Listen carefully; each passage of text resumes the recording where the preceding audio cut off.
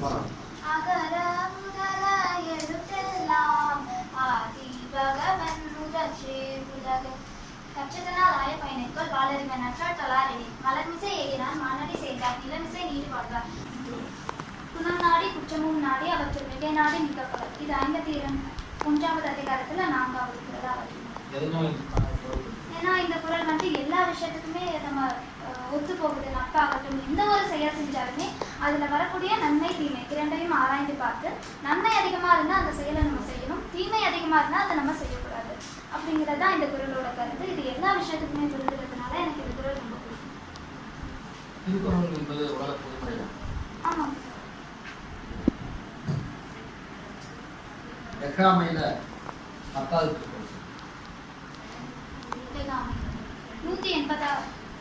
18வது அதிகாரம் 180வது குறள்.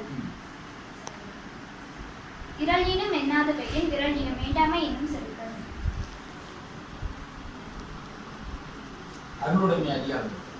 அதிகாரம் 25 அருளுடைமை.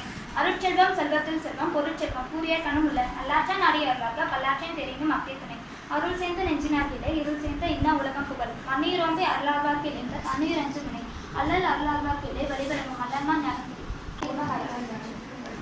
காலம் அறிதல்லவா 5வது குறள். அதிகாரம் 49 காலம் அறிதல்.